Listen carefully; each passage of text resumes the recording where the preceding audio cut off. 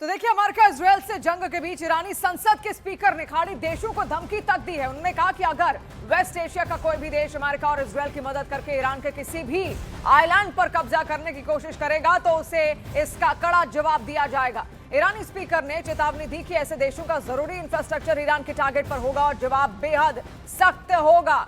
ईरानी संसद के स्पीकर खाड़ी देशों को धमकी देते हुए यहां पर दिखाई दे रहे हैं। देखिए, लगातार बातचीत की राह भी यहां पर ढूंढी जा रही है, खाड़ी देशों के साथ भी, ईरान के साथ भी। लेकिन यहां पर सीधे सीधे ईरानी संसद की ओर से कह दिया गया है कि अगर वेस्ट एशिया का कोई भी देश अमेरिका इजरायल की मदद करके ईरान के किसी भी आइलैंड पर कब्जा करने की कोशिश करेगा तो उसे इसका कड़ा जवाब दिया जाएगा।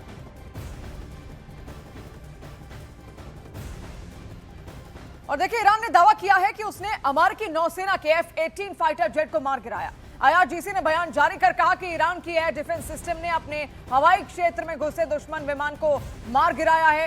ये कार्रवाई दक्षिणी इलाकों में की गई है। हालांकि अमेरिका की ओर से F-18 जेट गिराए जाने पर कोई बयान अब तक सामने नहीं आया, लेकिन IRGC का देखिए बयान यहां पर जरूर है। ईरान के दक्षिणी इलाके में F-18 को मार गिराने का दावा यहां पर किया गया। और देखिए, ये विमान भी आप वहां पर देखिए, और जो एयर डिफेंस सिस्टम यहां पर मौजूद इस वक्त है S-300 का खासतौर पर ईरान यहां पर इस्तेमाल करता है, उसका इस्तेमाल करता हुआ वो नजर आया।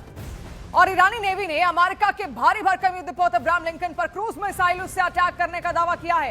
क्रूज मिसाइल लॉन्च के बाद USS अब्राहम लिंकन को अपनी पोजीशन तक बदलनी पड़ चुकी है। और हमले से 1 घंटे पहले ईरान ने अमेरिका को चेतावनी दी थी कि युद्धपोत USS अब्राहम लिंकन पर करीबी नजर रखी जा रही है और जैसे ही वो ईरान की सरहद के करीब आएगा उसे हमले का सामना करना ही पड़ेगा। और फिलहाल इस मामले पर अमेरिका की तरफ से कोई बयान अब तक सामने नहीं आया।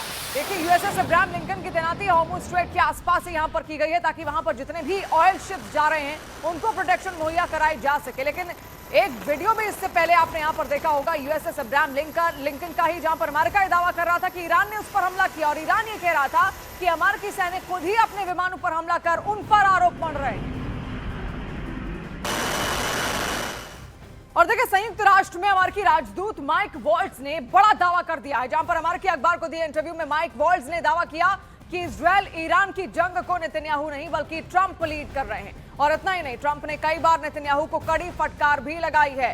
तो देखिए, माइक पोम्पियो का ये बयान यहां पर है जो इस वक्त निकलकर सामने आया। संयुक्त राष्ट्र में अमेरिकी राजदूत भी है माइक वॉल्ट्ज, उनका ये बयान, उनका ये बड़ा दावा, जहां पर अमेरिकी अखबार को एक इंटरव्यू वो देते हैं और माइक वॉल्ट्ज ने उसमें दावा किया है कि इजरायल ईरान की जंग को नेतन्याहू नहीं बल्कि ट्रंप लीड कर रहे हैं। और इतना ही नहीं, ट्रंप ने कई बार नेतन्याहू को कड़ी फटकार भी लगाई है। तो आप देखिए, अब यही चर्चाएं यहां पर हैं कि आखिर दोनों किस तरीके से मिलकर ईरान को घुटनों पर क्या ला पाएंगे या फिर ये युद्ध इसी तरीके से चलता रहेगा। और वहीं ईरान के हंडाला हैकर्स ग्रुप ने एक बहुत बड़ा दावा यहां पर किया है। हंडाला हैकर्स ने मोसाद के पूर्व चीफ का 14 GB डेटा लीक करने का दावा किया है। तमीर पार्दो पर ईरान के परमाणु वैज्ञानिकों को मारने के आरोप लगे हैं। डेटा में कथित तौर पर रणनीतिक फाइलें, आंतरिक संवाद और ऑपरेशनल नोट्स भी इसमें शामिल बताए जा रहे हैं। और वहीं दारियुश रिजाई, इसके अलावा निजाद मुस्तफा अहमदी रोशन, दोनों वैज्ञानिकों की मौतों को टारगेट किलिंग भी यहां पर बताया गया है। और इससे पहले लगातार इजरायल और अमेरिका भी ये दावा कर रहे थे कि उनकी इंटेलिजेंस बहुत ही खतरनाक स्तर पर अंदर तक ईरान के पहुंची हुई है।